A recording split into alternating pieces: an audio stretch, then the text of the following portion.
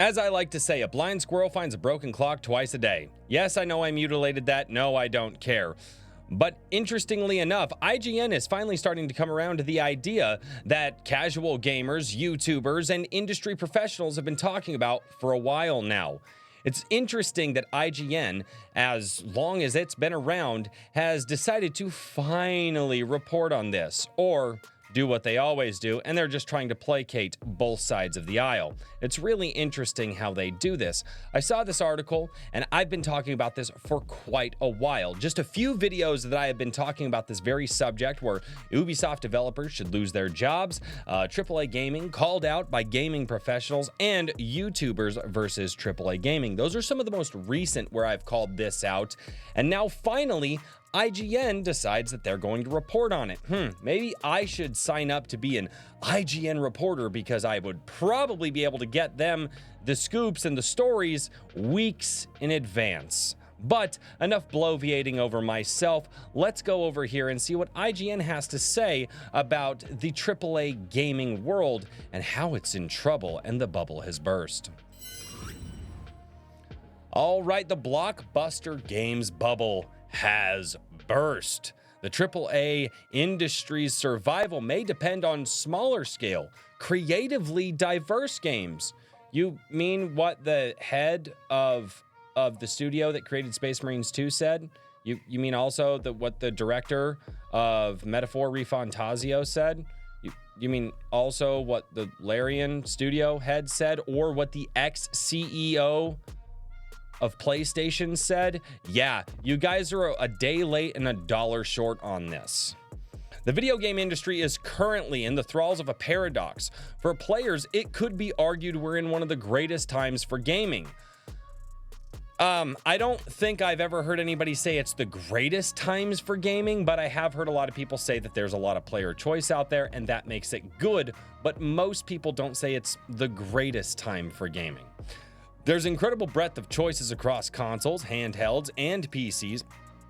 And PCs made ever more accessible through gaming subscription services like Xbox Game Pass and PlayStation Plus. But from an industry perspective, things could not be more dire. Ooh, now we're starting to talk about the things that matter.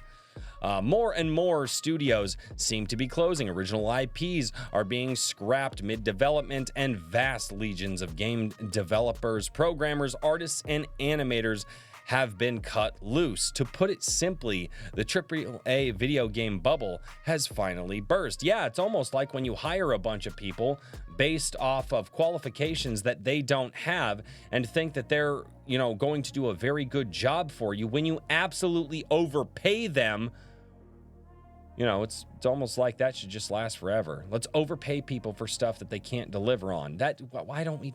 Every industry should do that, guys. Across the past 2 years, over 23,000 jobs in video games industry were lost, with a staggering 6,000 in January 2024 alone. Over 30 video game development studios have ceased operations, including Arcane Austin, Volition, and most recently Firewalk Studios. Yeah, the guys that spent $1.5 billion on Concord. It was like 400 billion, and some people estimate even higher. What's worse, this trend only shows signs of continuing rather than diminishing. How did we get here?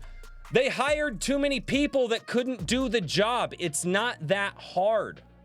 They hired too many people, they put out subpar games, they fired or created working conditions that were so bad that got rid of their talented people that built their names, and then they put a bunch of, grad students that have never worked in the industry, didn't have a passion for it, and only wanted the clout for it, and that's how we get here.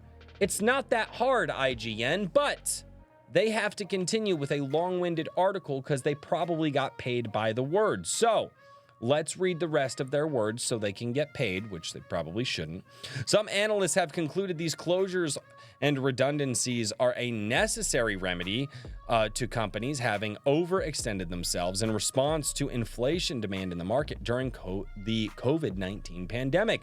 No, dude, it wasn't COVID, dude. They were doing this well before. I've talked with people who were going to college for gaming development back in the day, like back in 2012, 2013, and this was a conversation they were having back then.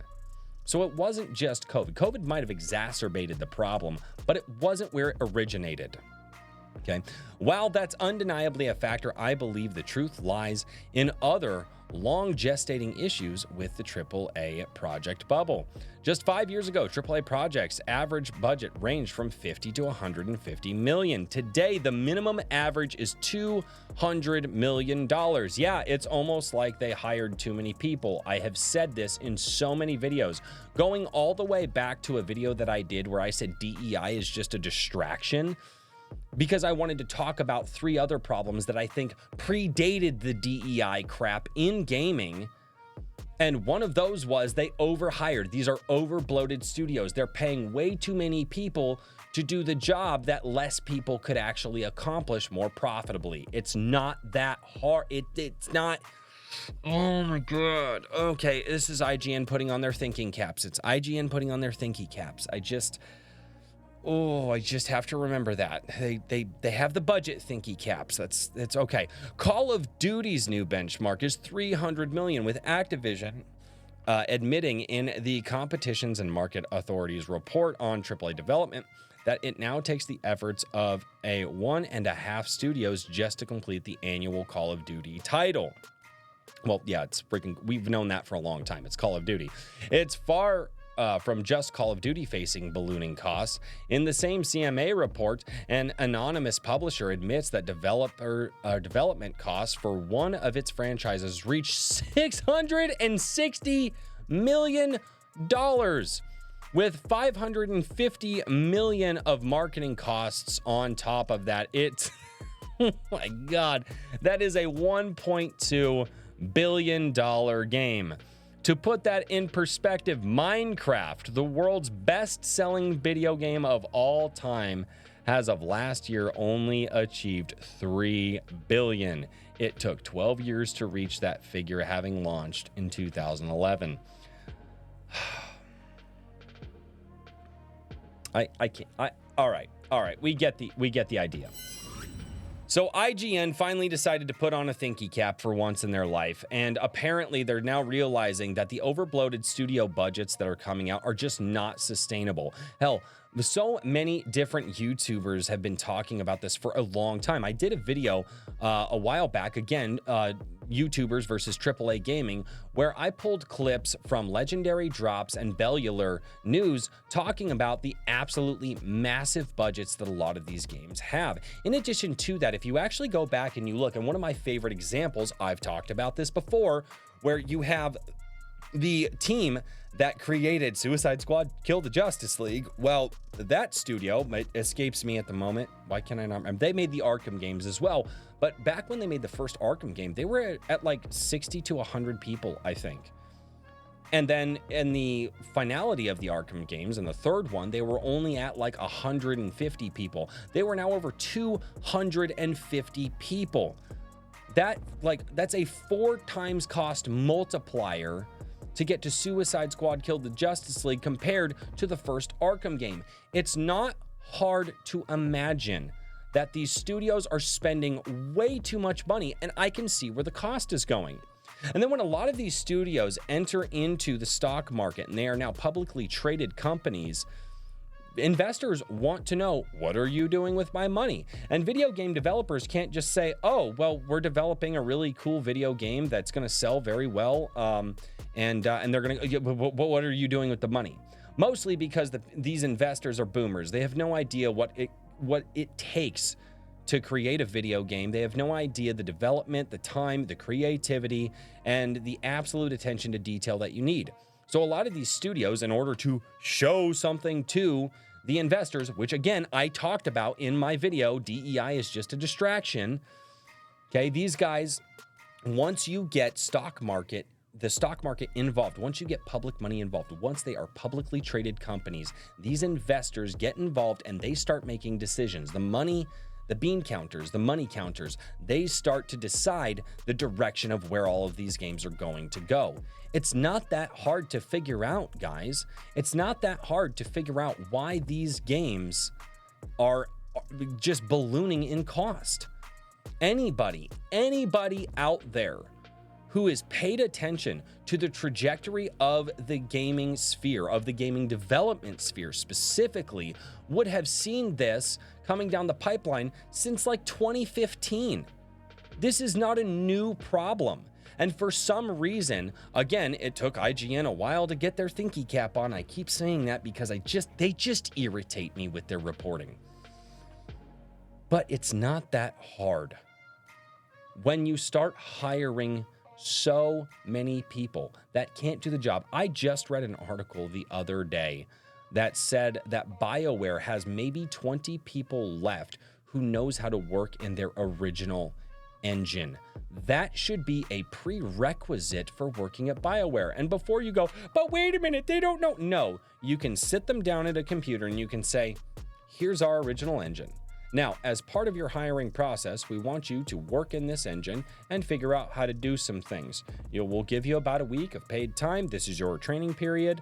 We'll teach you how to work with it, and then we might move you over to another engine. But the fact that BioWare only has about 20 people that even know how to work with their original engine, that tells me that the quality of developers has absolutely fallen because it took developers to create the engine. And now everybody is just going to the Target or the Walmart of gaming engines out there, Unreal. Not to say that Unreal isn't a just incredible product and can do a lot of things, but the fact of the matter is that when you have an engine that's just plug and play like that, you're going to start losing generations of people who even know how to create an engine. These guys are not going to know how an engine works the same way that I don't really know how my TV works. I know that I plug the cords into it and I turn it on and there it is, right? Fuck, there's the picture. Oh my God. That's what you're going to get. You're going to get developers who can't develop a game. All they can do is slap a new coat of paint on a game that has already existed. We'll call that game the Unreal Engine.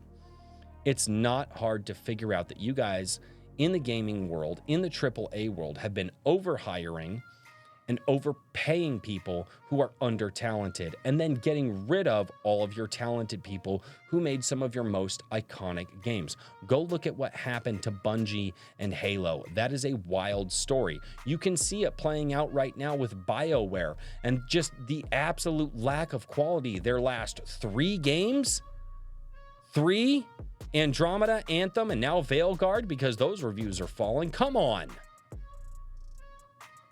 And then on top of that, you want to spend hundreds of millions of dollars promising your investors. Instead of trying to placate these investors, why don't you say, hey, how about you just wait a minute? We're going to hold off on our budgets. We're going to keep them small. You guys are going to get your return. But gaming development takes a few years to get there, right? You'll get your returns on your money, but we need time to cook. The fact of the matter is, none of the CEOs in these companies have told the investors that, well, you have a fiduciary responsibility, then take it seriously.